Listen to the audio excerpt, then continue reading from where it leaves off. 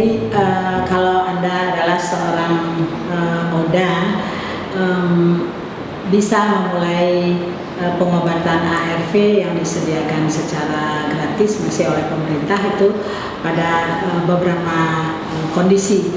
Pertama, kalau kondisi atau Anda tahu CD4 pada saat itu adalah 350 atau kurang, ya, kurang dari 350, sudah bisa segera mulai pengobatan.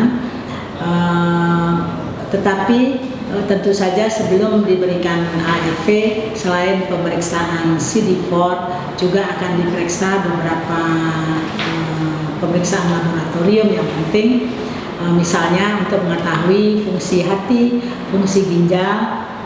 Jadi biasanya dites SGOT, SGPT, kemudian BUN dan serum kreatinin, dan kemudian dilakukan foto toraks atau foto dada untuk mengetahui ada tidaknya penyakit pada paru-paru.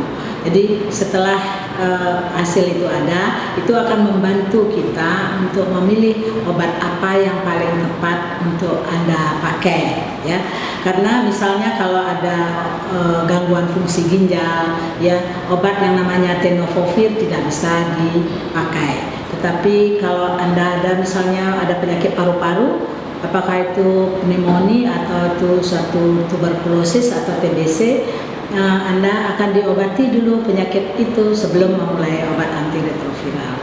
Jadi tes yang dilakukan sebelum memberikan ARV itu bukan untuk mempersulit, tetapi untuk memudahkan justru kita memilih obat apa yang paling cocok untuk Anda dan kemudian kapan saat yang tepat untuk memilihnya. Jadi selain CD4 tadi, ya, umumnya kalau CD4 masih tinggi, masih sekitar 350, mungkin Anda tidak akan terlalu sakit. Tetapi kalau CD4 sudah turun sampai ke 200 misalnya, sudah mulai banyak penyakit yang akan ada. Biasanya apakah penyakit TBC, apakah penyakit pneumonia, atau mungkin infeksi jamur pada rongga mulut dan saluran pencernaan. Tetapi sekarang semakin banyak, mungkin Anda bisa lihat di televisi atau di internet, orang mengatakan pengobatan HIV sebaiknya dimulai secepat mungkin atau sesegera mungkin.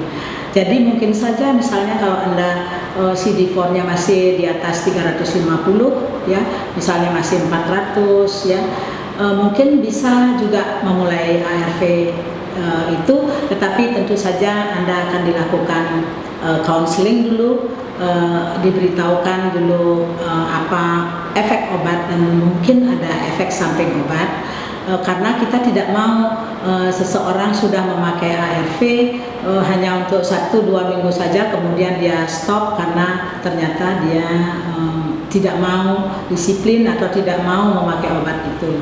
Jadi yang penting sebelum memulai obat ARV harus mengetahui informasi yang jelas sebelum memulai, ya, karena obat ini sangat memerlukan kerjasama dengan orang yang meminumnya untuk mendapatkan hasil yang maksimal.